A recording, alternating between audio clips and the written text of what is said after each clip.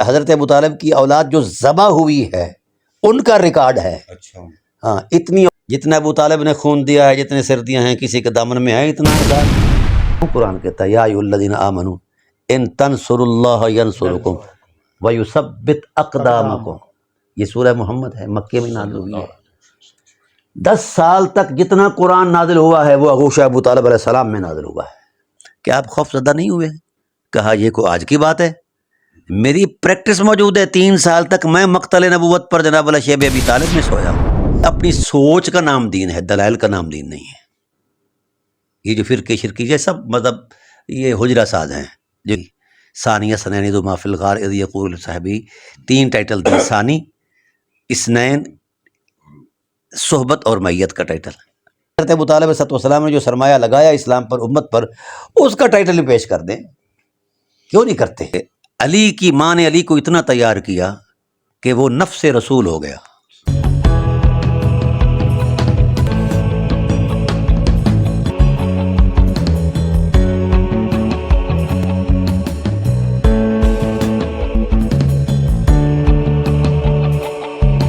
پھر ایک آپ کی اجازت سے، یہ جو عام طور پر یہ جو ہم نے کبھی اہل سنت علماء سے یہ باتیں نہیں سنی، نہ پڑھی. جی ہاں، ادنا سا علم ہے، تھوڑی سی تعلیم ہے، تھوڑی سی واقفیت ہے، لیکن یہ جو آپ نے ابھی نقطہ نظر جو آپ اپنے افکار، یہ جو ریسرچ اور تحقیق پیش کرتے ہیں، جی ہاں، یہ کسی اور بھی عالم نے کام کیا اہل سنت میں؟ اور یہ جو آپ کی تحقیق، جب میں نے پہلے بھی سنا آپ نے کچھ اور چینلز پر بھی یہ بات کی ہے، تو اس کے رد عمل میں کیا کوئی پازیٹیو رسپانس آیا یا کہ بالکل اس کے خلاف آیا کچھ؟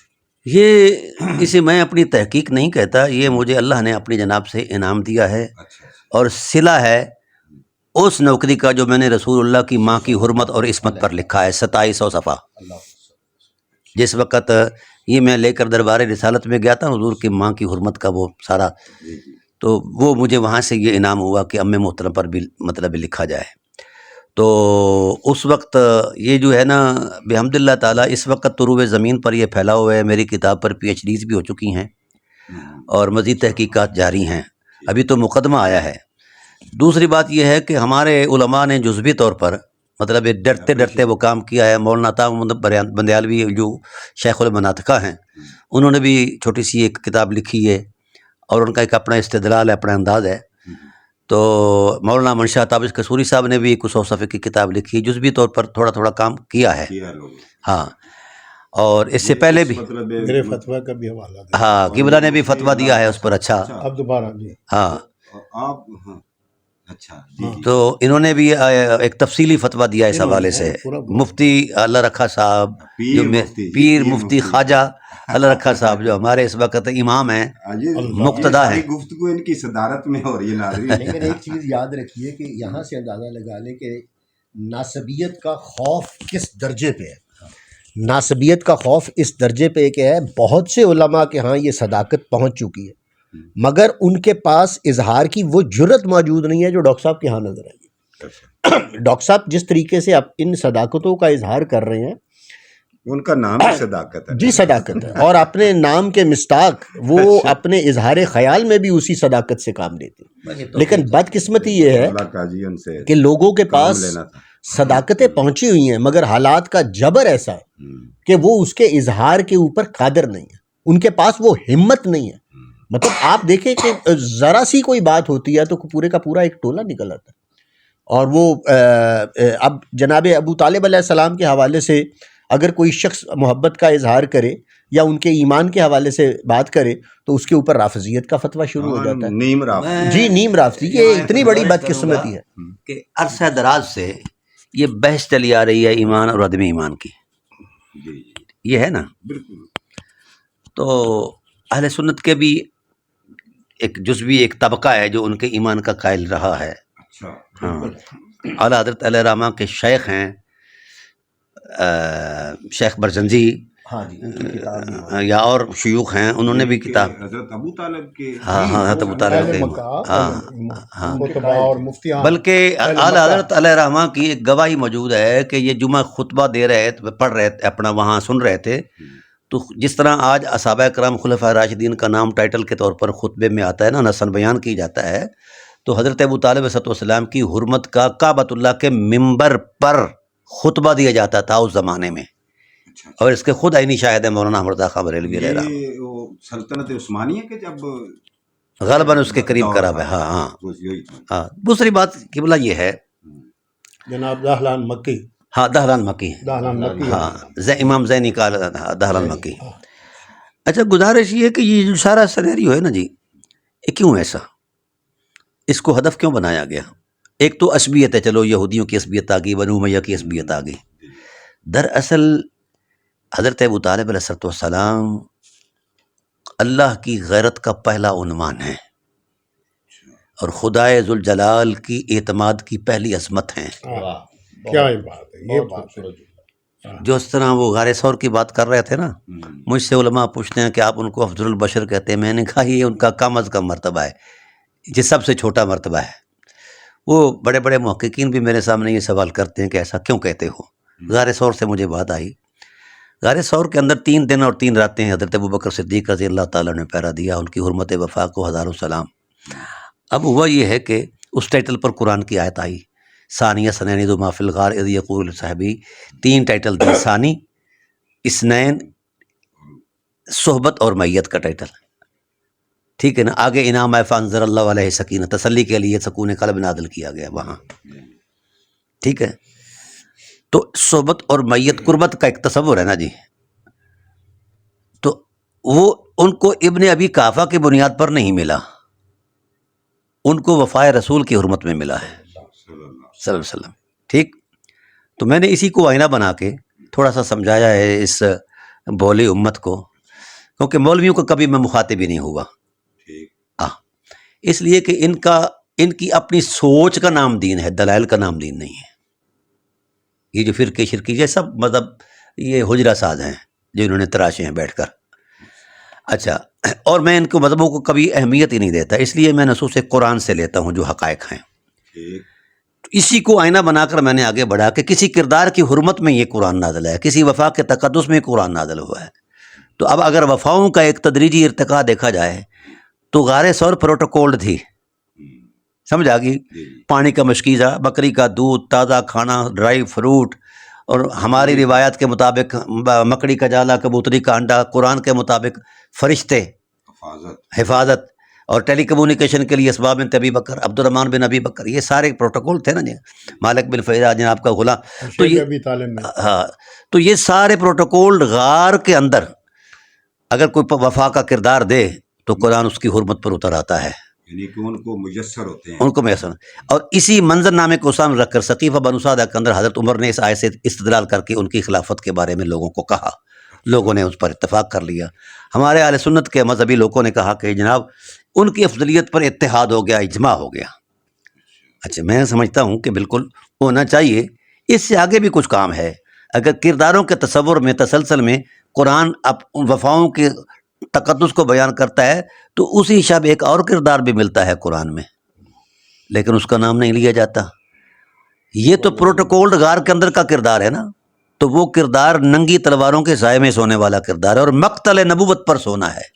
اس لیے قرآن کریم نے ان کو صحابیت کے ٹائٹل پر بیان نہیں کیا، ان کو نفس رسول کہا ہے. اور قرآن کریم نے جو اس وقت اس منظر نامے کو بیان کیا ہے وہ بڑا عجیب ہے. یہاں تو صحبت اور میت رسول کی ہے، لیکن اسلوب کلام الہی دیکھو. قرآن کہتا ہے وَمِنَ النَّاسِ مَن يَشْرِي نَفْسَهُ ابْتِغَاءَ مَرْضَاتِ اللَّهِ. حبیب ایک ایسا بندہ بھی ہے بلند وقت جس نے خدا کو خرید لیا ہے، خدائے ذوالجلال کی رضا کو خرید لیا اپنی جان دے کر. ٹھیک ہے. مولا کائنات سے کسی نے پوچھا کہ آپ خوف زدہ نہیں ہوئے؟ کہا یہ کوئی آج کی بات ہے، میری پریکٹس موجود ہے. 3 سال تک میں مقتل نبوت پر جناب والا شیب ابی طالب میں سویا ہوں.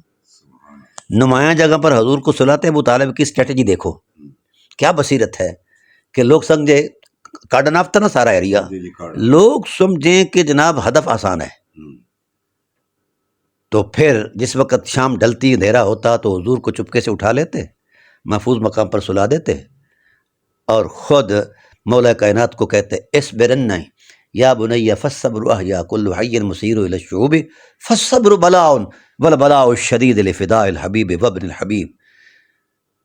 علی صبر ہر بندہ کرتا ہے، تو نے صبر کو معراج دینی ہے، اور اگرچہ صبر بھی بڑی آزمائشوں پر ہوتا ہے، لیکن اس سے بھی بڑی آزمائش، سب جس سے آگے آزمائش کا تصور ہی کوئی نہیں ہے، لفداء الحبیب وابن الحبیب، میرے محبوب بھائی عبداللہ کے بیٹے محمد کی ذات پر گردن کٹا دینا ہے۔ تو یہ ایک تسلسل موجود ہے 3 سال کا، اس لیے قرآن کریم نے ان کو نفس، اچھا کب کہا یہ بھی ایک پتہ کی بات ہے۔ انجم صاحب، قرآن ابو طالب کے جذبوں کے ساتھ ساتھ چلتا ہے، ان کے احساسوں کی جو رمق ہے، ان کے خیالات کا جو تقدس ہے، ادھر وہ خیال کرتے ادھر قرآن آ جاتا۔ یہ نفس رسول قرآن سے پہلے ابو طالب نے کہا ہے۔ یہ تو 2-3 ہجری جس وقت وہ عیسائیوں کے ساتھ وہ ہوا مباہلے کی آیت ہے، مباہلہ تو مکے میں مدینے میں ہوا ہے۔ کیا کہتے ہیں حضرت ابو طالب علیہ السلام کہ شرف القیامت والمعاد بنصرہ اذا عد النفوس مہتدا، اما علی فرتبت امہ ونشأ مقت له وتتزیدا۔ میں نے ہر روزانہ حضرت علی پوچھتے کہ بابا یہ کیوں کرتے ہو؟ کہا اپنی ماں سے پوچھ۔ ماں سے پوچھا ماں یہ کیا ہے؟ کہا میں نے خدا سے تجھے مانگا اس لیے کہ محمد کی ذات پر قربان کر دوں، میں تیری اس لیے تربیت اس انداز میں کرتی ہوں، تجھے ترجیحاً اس لیے مطلب پیار کرتی ہوں کہ جس طرح لوگ قربانی کے جانوروں کو پالتے ہیں نا، خوبصورت بناتے ہیں، گانیاں پہناتے ہیں، اچھی خوراک دیتے ہیں تاکہ قربانی کے وقت وہ فربا ہوں اور خوبصورت لگیں، تو میں بھی چاہتی ہوں کہ میرا علی اس خوبصورتی میں پروان چڑھے، اس خوبصورتی میں پروان چڑھے کہ جناب والا اس سے زیادہ خوبصورتی کوئی نہ ہو۔ تو پھر وہ کہتے ہیں اذا عد النفوس مہتدا، کہ علی کی ماں نے علی کو اتنا تیار کیا کہ وہ نفس رسول ہو گیا۔ یہ شیب ابی طالب کے کلمات ہیں۔ تو علی کو نفس رسول پہلے ابو طالب علیہ السلام نے کہا اور قرآن نے کئی سال بعد کہا ہے۔ تو یہ کرداروں کا تسلسل ہے، رویوں کی حرمت ہے، اور وفا کے تقدس کو قرآن بیان کرتا ہے، ملا اعظم کو نہیں بیان کرتا، نہ ملا اعظم کو کبھی کچھ آنا ہے۔ اب اللہ کا قاعدہ یہ ہے، قانون یہ ہے کہ اللہ تعالیٰ کسی احسان والے کا احسان ضائع نہیں کرتا، اور جس نے ذات رسول کا پر احسان کیا ہے وہ کیسے ضائع کریں۔ اب تدریجی ارتقاء یہ تھا کہ افضلیت کا ٹائٹل لے گیا تھا ابو بکر صدیق عظمت وفا کی عظمت میں۔ آگے جو مولا کائنات تھے وہ اس فضیلت سے آگے چلے گئے، ایک تو قربت میں اتنے آگے بڑھ گئے کہ انہیں نفس رسول قرآن نے کہہ دیا۔ تو قربتوں کے تصور میں ہی وہ فضیلت ہے نا جی، یا خدمات میں، تو جتنی خدمات اہل بیت نے پیش کی ہیں، خاص کر مولا کائنات نے یا ان کے والد نے، اتنی خدمات کا کوئی تصور بھی نہیں کر سکتا۔ اچھا، اس کے بعد چونکہ ضابطہ یہ تھا کہ ہر احسان کرنے والے کا احسان کا بدلہ ضرور دے، حضرت ابوبکر صدیق کے لیے یہ انتخاب ہو گیا، مولا کائنات کے لیے نفس رسول ہونا، آگے پھر ذات رسول۔ اب رسول تو ہو نہیں سکتا کوئی، کیونکہ رسالت کے ختم پر اعلان کر دیا گیا ختم نبوت کا۔ تو اب ایک کردار موجود تھا جو علی کے کردار سے بھی بڑا کردار تھا، بڑا کردار تھا، اور اس کا ٹائم پیریڈ 3 سال نہیں اس تصور میں بلکہ 50 سال ہے۔ اور شیب ابی طالب میں جو کردار دیا جاتا ہے، جس وقت حضور علیہ السلام کو نمایاں جگہ پر سلاتے تاکہ کفار ہدف آسان سمجھے، اور بیٹے کو وہاں سلا کر پھر جا کر اسے حضور کو پوشیدہ جگہ پر محفوظ مقام پر سلاتے، پھر ساری رات 14 کلو کی تلوار لے کر حمال کر کے کھڑے رہتے، پہرا دیتے، اور آنکھیں کبھی بڑھاپے کی نکاہت کی وجہ سے بند ہوتی تو آنکھوں میں نمک ڈال لیا کرتے تھے کہ آنکھیں بیدار رہیں اور پہرے داریاں جو ہیں وفا کی عظمت جو ہے یہ جاری رہے۔ پھر اس کے بعد اگر نمک بھی برداشت کر لیتی آنکھیں تو چھوٹے چھوٹے کنکر سنگریزے چن کر ڈال لیتے، ٹھیک ہے۔ پھر بھی آنکھیں برداشت کر لیتی تو پھر تلوار کی نوک آنکھ کے نیچے رکھ کر کہتے تجھے اس لیے برداشت کر رہا ہوں کہ تو محمد کا پہرا دے رہی ہے، اگر یہ تو نہیں کر سکتی تو پھر مجھے تیری ضرورت ہی کوئی نہیں ہے۔ یہ جذبات، یہ احساسات کہیں ملتے ہیں تاریخ کے اندر؟ آئیے پھر جب احسانات کا تصور قائم، یعنی وفاؤں کا تصور قائم ہوا، تو 3 دن والے کے لیے افضلیت کا ٹائٹل اہل سنت نے دے دیا، اور جس نے مقتل نبوت پر 3 سال سو کر اپنے آپ کو پیش کیا وہ اس کو نفس رسول کہا گیا، فضیلتوں سے کہیں اوپر چلے گئے۔ پھر آگے ذات رسول ہے، ختم نبوت کا اعلان کر دیا کہ رسول کو ہو نہیں سکتا، کردار باقی ہے، خدا کے وعدے اور حکمت بھی سچی ہے۔ تو اس لیے اللہ تعالیٰ نے فرمایا حبیب آپ کے بعد تو نبوت تو ختم ہے، لیکن آپ پر جس نے احسان کیا ہے اب اس کو کیسے راضی کیا جائے، اس کو کیا ٹائٹل دیا جائے۔ تو جو مذہبی تصورات تھے وہ تو نیچے رہ گئے۔ اس لیے میں اکثر کہا کرتا ہوں کہ فضیلتوں کا قد ابو طالب علیہ السلام کے قد سے بہت چھوٹا ہے، ان کے احساسوں کے تسلسل کا نام فضیلت ہے، سمجھ آگی نا، حرمت کردار کا تقدس اتنا بلند ہے۔ اب اس پر پھر اللہ تعالیٰ نے ارشاد فرمایا میرے حبیب اب ایک چیز رہ گئی ہے، ختم نبوت کا اعلان کر بیٹھا ہوں، اس پر نبی تو نہیں کہہ سکتا، نہ ہے، نہ ہو سکتے ہیں، نہ ہیں، نہ ہونے چاہیے۔ ہاں ان کی محبتوں اور وفاؤں کا صلہ یہ ہے کہ علم یجد کا یتیمن فآوا، الایوا مصدر سے آوا کا فعل نکلا ہے، اور الایوا کا معنی ہے اے ضمہ کا الی ام کا ابی طالب، اے حبیب ہم نے پھر آپ کو آپ کی رسالت کے بمائے اٹھایا اور اٹھا کر ذات ابو طالب میں ضم کر دیا۔ یہ قربت کی وہ انتہا ہے جس سے آگے فطرت خاموش ہو جاتی ہے، جس سے آگے مذہبی تصورات دم بخود ہو جاتے ہیں، مسلکی انتشارات اعتبار کھو بیٹھتے ہیں، اور سب کچھ خاموش ہو، یعنی حضور کی ذات کو ضمیت کا ٹائٹل دیا ہے حضرت ابو طالب علیہ السلام کے لیے۔ تو کہاں صحبت اور معیت، وہاں بھی کچھ فاصلہ تو تھا، ہوگا نا تھوڑا بہت، تو یہاں ضمیت ہے۔ تو یہ وہ تشخص ہے، وہ تقدس ہے، وہ تکریم ہے قرآن کی نص قطعی کے مطابق۔ قطعی اس لیے کہہ رہا ہوں کہ اس کی دلالت سرکار ابو طالب علیہ السلام کی بابت قطعی ہے۔ میں نے 1200 سے زائد تفاسیر پڑھی ہیں، دیکھی اس ٹائٹل پر اہل سنت کی، ہر ایک تفسیر کے منظر نامے میں میں نے دیکھا کہ شاید کہیں کسی شخص کا امکانی طور پر نام لیا جائے اور کسی کو اس کردار کے عظمت میں سوائے ابو طالب علیہ السلام کے اور کوئی نام نہیں ملا۔ گویا اس اعتبار سے یہ دلالت بھی قطعی ہوگی، ایک ہی معنی ہے، یہ مشترک المعنی نہیں ہے، کوئی دوسرا فرد نہ اس خدمت میں شریک ہے اور نہ اس عظمت میں شریک ہے، وہ اپنی خدمت اور عظمت میں لا شریک ہے، سمجھ آ گئی۔ تو اس حوالے سے پھر یہ جو ٹائٹل ہے، اس لیے میں اکثر اوقات کہتا ہوں، لوگ جس وقت مجھ پر سوال کرتے ہیں کہ آپ ان کی اتنی قربتیں صحبتیں بیان کرتے ہیں، آپ کو ان کو صحابی مانتے ہو؟ میں نے کہا جی نہیں، صحابیت اگرچہ اپنی شان میں بڑی عظمت ہے لیکن قد ابو طالب سے یہ بہت چھوٹی ہے، وہ تو کئی درجے اوپر کھڑے ہیں۔ اور پھر یہاں تک نہیں، اللہ تعالیٰ نے جس وقت دیکھو نا سورہ دعا نازل ہوتی ہے نا جی، اس میں یہ ہوا کہ حضور صلی اللہ علیہ وسلم پر کچھ عرصہ وہی جو ہے رکی رہی، تو کفار نے اس پر تانا زنی کی کہ محمد کا خدا چھوڑ گیا ہے۔ اب اللہ تعالیٰ کے محبوب صلی اللہ علیہ وسلم بے قرار ہو گئے۔ یہاں بھی ایک نفیس نقطہ عرض کرتا جاؤں، کوئی شخص سوال کر سکتا ہے کہ 3 سال وہی جو خاموش رہی، ایسا نہیں ہے، شیب ابی طالب میں نزول وحی رہا ہے اور تکریم ابو طالب کے عنوان پر رہا ہے، جو کردار دے رہے تھے ان کرداروں کی حرمت میں نازل ہوا ہے، مولا کائنات علیہ السلام کی حرمت میں نازل ہوا ہے، اور جناب اللہ جناب ابو طالب علیہ السلام کے کردار کی حرمت میں نازل ہوا ہے۔ کیوں قرآن کہتا ہے یا ایھا الذین آمنوا ان تنصروا اللہ ینصرکم ویثبت اقدامکم، یہ سورہ محمد ہے، مکے میں نازل ہوئی ہے۔ 10 سال تک جتنا قرآن نازل ہوا ہے وہ آغوش ابو طالب علیہ السلام میں نازل ہوا ہے۔ ہاں 42-43 آیات ہیں، سمجھ آ گئی نا، شیب ابی طالب کے علاوہ بھی۔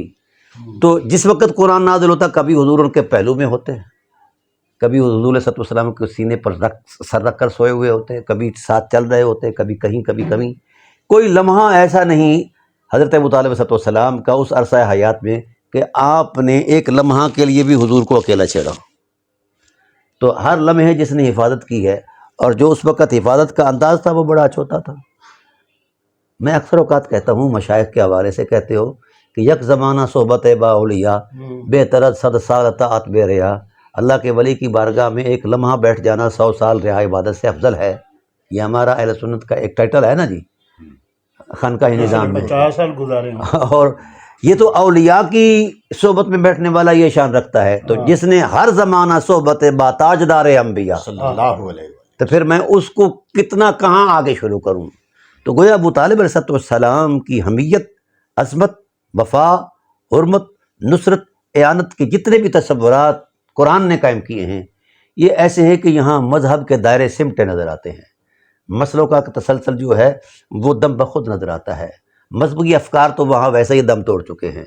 ابو طالب علیہ السلام کو مذہب کی اینک لگا کر کبھی نہ دیکھو۔ اچھا ڈاکٹر صاحب، اس میں ایک جو بنیادی چیز ہے ہم یہ دیکھتے ہیں کہ شیب ابی طالب کی جو صحبتیں ہیں ہاں، وہ کس نوعیت کی ہیں اور کس طرح کی انہوں نے برداشت کی جناب خدیجہ الکبریٰ اور جناب ابو طالب علیہ السلام نے، کہ جیسے ہی شیب ابو طالب والا واقعہ گزرتا ہے تو فوراً یہ اپنے خالق حقیقی سے جا ملتے ہیں۔ یعنی ان کے جسم اتنے لاغر ہو گئے تھے، یہ اتنے کمزور ہو گئے تھے، اور 3 سال تک جو انہوں نے گھاٹی کے اندر گزارے، کس نوعیت کی انہوں نے جو تکلیفیں برداشت کی، آپ اس کے حوالے سے آپ کیا فرماتے ہیں؟ میرے ایک عزیز نے، میرے دوست ہیں، انہوں نے اس پر پی ایچ ڈی کی ہے کراچی میں، جامعہ کراچی سے۔ تو میں اگر اس کو ان احوال کو کھولوں تو آپ کو ہر لمحہ نئی قیامت نظر آئے گی۔ کھانے کے لیے میسر شیب ابی طالب لمحہ بلمحہ نئی قیامتوں سے حضرت ابو طالب علیہ السلام ٹکراتے رہے، اور قرآن نے کہا بأسا درا حین الباس، اس سے آگے کسی آزمائش کا تصور ہی کوئی نہیں، امکان ہی کوئی نہیں، کسی آزمائش کا۔ جو شخص اپنے بچوں کو کہے کونوا فدن لکم وما ولدت نفسی، کل قیامت کے دن ہر ایک کو باپ کے ٹائٹل پر آواز آئے گی نا، فلاں بن فلاں۔ ہاں، کل میں یہ نہ سنوں کہ میرے ٹائٹل پر آواز تمہیں آئے، یہ فرط جذبات ہے نا۔ میں یہ سنوں کہ وہ آئیں جو محمد کی ذات پر قربان ہوئے صلی اللہ علیہ وسلم۔ تو 4 نسلوں کی قربانی دینے والا بندہ چھوٹا بندہ ہوتا ہے؟ میں آپ کو ایک قرآنی حوالہ پیش کرتا ہوں۔ جناب ابراہیم علیہ السلام کو قرآن نے کہا ہے انی جاعلک للناس اماما، جذباتی طور پر نہیں کہا، نہ فضیلت کی بنیاد پر کہا، اس کے پیچھے مقدمہ امامت ہے۔ وہ مقدمہ امامت فرمایا اذ ابتلی ابراہیم ربہ بکلمات فاتمہن، اللہ نے اپنی جناب سے ان کو آزمائش کی انتہا پر پہنچایا۔ مال، اولاد، جان، یہ ساری معروف چیزیں، 600 آیات ہے اس پر قرآن پاک کی، ٹھیک ہے نا؟ ہاں جی، ہم نے سب کچھ قرآن سے تلاش کیا ہے۔ جب نے دیکھا نا کہ ملا اعظم جوڑ توڑ کرتے ہیں اور تراشے ہوئے مذہب کی اینک سے دیکھتے ہیں، تو ہم نے مذہبوں کو طلاق دے دی، کسی مذہب کو ہم نے نہیں اپنایا۔ ڈاکٹر صاحب کس طرف توجہ ہے۔ ہاں، شیب ابی طالب میں تینوں کے مرکب ہیں، جان کی۔ اچھا، اب یہ چیز جو تھی جان، مال اور اولاد، تینوں، تو ابراہیم علیہ السلام کا ایک بیٹا جائے چھری کے نیچے ذبح ہونے کے لیے اور وہ بھی بچا لیا جائے، حکمت الہی سبح عظیم کے ٹائٹل پر دمبا دے کر، تو جس کا ایک بیٹا جائے وہ بھی بچا لیا جائے، وہ انی جاعلک للناس اماما، وہ پوری انسانیت کا امام ہے، اور جس کی ساری اولاد ذبح ہوئی ہے، اس حرمت کردار کو ہم کہاں سے شروع کریں؟ مذہب پگھل جائیں گے اگر ہم نے ان کو شروع کر دیا۔ یہ سب ڈرامہ بازیاں کرتے ہیں مولوی شولوی، ادھر ادھر کی باتیں۔ قربانیاں شیب ابی طالب میں اپنی معراج پہ، جان، مال، اولاد۔ یعنی کہ آپ کہنا چاہ رہے ہیں کہ وہاں اللہ تعالیٰ نے حضرت اسماعیل کو بچا لیا ایک دمبا بیچ کر، تو قربان وہ تو تیار ہو گیا، قربانی بھی عظیم فرما دیا، اب ہو گیا، تو یہاں تو قربان ہو گئے۔ یہ آپ کے سامنے پورا ریکارڈ پڑا ہے 800 سال کا، حضرت ابو طالب کی اولاد جو ذبح ہوئی ہے ان کا ریکارڈ ہے۔ اچھا، ہاں، اتنی اولاد ذبح ہوئی ہے کہ گنتی کے پیمانے رک جاتے ہیں کہ کتنی اولاد ذبح ہوئی ہے، ہم نے تو وہ سارا ریکارڈ جمع کیا ہے، سمجھ آ گئی نا؟ تو حضرت ابو طالب علیہ السلام کا ٹائٹل شخصیت پر نہیں ہے، وہ وفا کے، اچھا قرآن کہتا ہے بھائی ابراہیم الذی وفا، ابراہیم میرا وفادار بندہ ہے، ٹھیک ہے؟ پھر کہتا ہے ان ابراہیم کان امۃ قانتا للہ حنیفا ولم یک من المشرکین شاکرا لانعمہ اجتباہ وہداہ الی صراط مستقیم۔ ابراہیم علیہ السلام جو ہے وہ صرف شخصیت نہیں، ایک کائنات ہے وفا کے، بڑے بڑے ٹائٹل پر بیان کیا، کبھی خلیل، کبھی کچھ، یہ چیزیں ہیں نا جی، لیکن اس کے پس منظر میں جذباتیت نہیں، حکمت الہی کے وہ تقاضے اور حرمتیں ہیں کہ جو بندہ اس راہ سے گزرے وہ امام ہے، اس راہ سے گزرے وہ امام ہے۔ یہ مقدمہ امامت ہے، آزمائش جتنی بھی ائمہ طاہرین حرر کی آزمائش ہوئی ہے نا، ٹھیک ہے نا؟ کربلا تک آپ لے لیں، پھر کربلا سے آگے آ جائیں، حضرت امام موسیٰ کاظم علیہ السلام تک آگے آ جائیں، سب شہداء ہے نا جی۔ تو بھائی امامت کا ٹائٹل ویسے نہیں رہ جاتے ملتا، اس کے پیچھے کچھ جذبات ہوتے ہیں، کچھ محبت ہوتی ہے، کوئی وفا۔ تو جس وقت یہ حضرت ابراہیم علیہ السلام کے واقعات گردش کر رہے تھے نا کتابوں کے اندر بھی، تو کفار مکہ چونکہ جاہل لوگ تھے، اس وقت جاہلیت کا دور تھا، تو انہوں نے کہا یہ کیسے ہو سکتا ہے، کیسے ہو سکتا ہے؟ کہ کوئی بندہ اپنے بیٹے کے گلے پر چھری چلائے، کوئی آگ میں کود جائے، فلاں فلاں فلاں یہ چیزیں، تو ان کا اعجاز جو ہے وہ چیلنج ہو گیا۔ جناب ابو طالب علیہ السلام کو پتہ چلا، وہ میدان میں آئے، کہا میرے جد کریم کے اعجاز نبوت کو چیلنج کرنے والوں آؤ۔ انہوں نے ایک اسماعیل دیا، میں نے سارے اسماعیل پیش کرنے ہیں۔ سبحان اللہ۔ تو اگر یہ کہا جائے کردار کی عظمت پہ حضرت ابو طالب علیہ السلام اپنے وقت کا ابراہیم ہے، تو یہ بھی کوئی مبالغہ نہیں ہے، بالکل ٹھیک ہے نا؟ اپنے وقت یعنی کہ وقت کے ابراہیم، یعنی جو کردار انہوں نے دیا ہے کردار کے اعتبار تو میں یہ کہتا ہوں اکثر اوقات یہ جو فضیلت کا رولہ ڈالتے ہیں نا مولوی، میں کہتا ہوں کہ آپ نصاب قائم کر لیں، جتنا ابو طالب نے خون دیا ہے، جتنے سردیاں ہیں کسی کے دامن میں ہے، اتنا اثار، جتنا سرمایہ، اور یہ سب سے بڑا جھوٹ بولتے ہیں کہ علی وہ غریب تھے، ہاں یہ سب سے بڑا جھوٹ ہے۔ میں نے ان کا سرمایہ جمع کیا ہے جی، ٹوٹل لگایا ہے، ہند سے ختم ہو جاتے ہیں اتنے سرمایہ دار تھے۔ یہ میرے خیال کی بات نہیں، میں حضرت مولا کائنات کا میں آپ کو پیش کر دیتا ہوں قول۔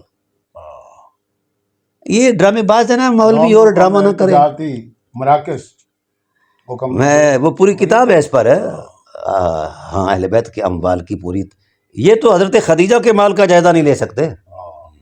جناب ابو طالب علیہ السلام تاجر تھے، کس کے؟ زعفران کے، گندم کے، 9 ملکوں کے اندر ان کی سرمایہ دارانہ کمپنیاں کاروباری چلتی تھی، یہ کفیل تھے مکہ کے، سمجھ آ گئی نا؟ 10,000 اونٹ کرائے پہ چلتے تھے۔ ہاں تو مطلب یہ لوگ اس طرف نہیں جاتے جو حقائق ہیں، ٹھیک ہے نا؟ جزوی مطالعہ کو اس کافی سمجھتے ہیں، آگے بڑھیں۔ میں کہتا ہوں کہ حضرت ابو طالب علیہ السلام نے جو سرمایہ لگایا اسلام پر، امت پر، اس کا ٹائٹل بھی پیش کر دیں، کیوں نہیں کرتے؟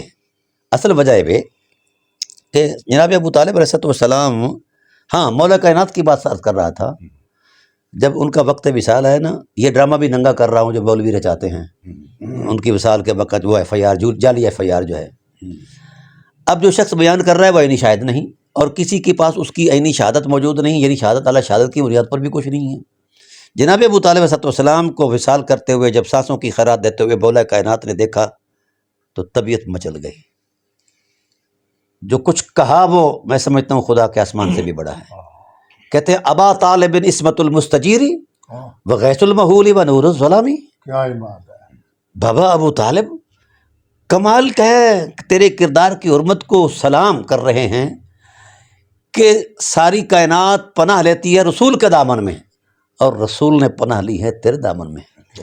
ابا طالب عصمت المستجیری وغیث المحول، ہاں بارش، وہ غیث المحول ہے، کہتے ہیں کہ ہم نے دیکھا بادل، جب غیث کہتے ہیں زوردار بارش کو، موسلادھار بارش کو، بادل جب موسلادھار بارش برساتے ہیں تو وہ تھک جاتے ہیں، برساتے برساتے رک جاتے ہیں، ان کے پیٹوں سے وہ قطرے نچڑ جاتے ہیں، ختم ہو جاتے ہیں، پر بابا میں نے تجھے سخاوت کرتے دیکھا، بادل تھک جاتے ہیں پر تو سخا کرتے ہوئے تھکتا نہیں ہے، تو سخاوت ایسے ہو جاتی ہے، میری جیب میں 10 روپے بھی نہ ہوں تو میں سخاوت کا ٹھیکیدار بن جاؤں، ایسا ہو سکتا ہے؟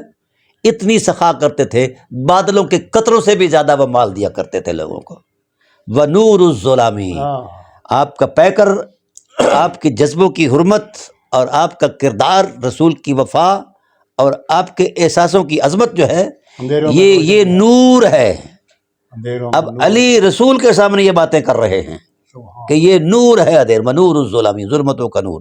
آگے بات کہہ کر حیرت میں ڈال دیا، فرمایا لقد حد فقدک اہل الحفاظ، بابا ابو طالب تیرے جانے سے غیرت مندوں کی کمر ٹوٹ گئی، ہم آپ سے غیرت کا درس لے کر غیرت مند بن کر میدان میں کردار دیا کرتے تھے، اب ہم کہاں سے لیں تیری غیرت کا اسوہ؟